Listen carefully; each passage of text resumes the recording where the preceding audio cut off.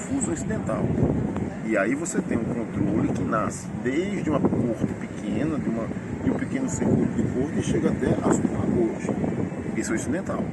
E eu tenho a terceira família, que é a família do controle concentrado.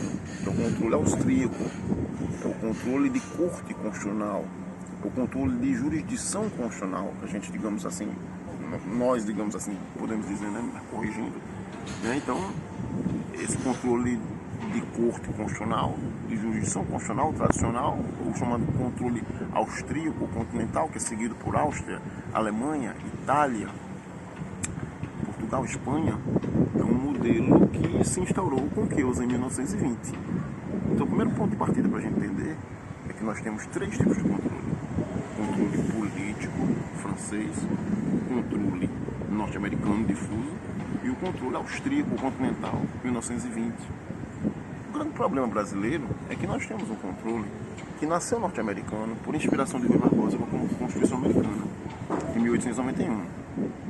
Então o Supremo ele faz às vezes de última instância, né, um modelo de Suprema Corte.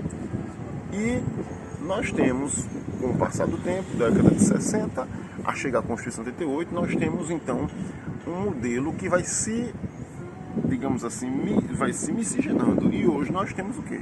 Hoje nós temos também um controle concentrado, que é um modelo keynesiano, um modelo continental, o de corte constitucional também no Brasil. Desse modo, minha gente, a grande dificuldade que vocês têm, e todos têm, é porque o nosso sistema hoje, odierno, contemporâneo, ele mistura, ele mescla o controle difuso norte-americano e o controle concentrado, keynesiano ou continental. Por isso que muitas vezes os autores fazem dão tantos argumentos, fornecem tantos argumentos, né, e não conseguem dirimir esse problema. Então, vejam, nosso controle brasileiro é misto.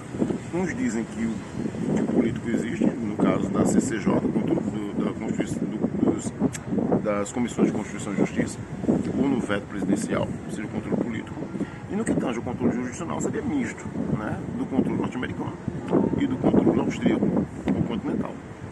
Este é que é o problema. Entendidos essas famílias, nós vamos ter mais facilidade de, digamos assim, nos debruçarmos sobre tal tema. Mas parece que para hoje já é bastante.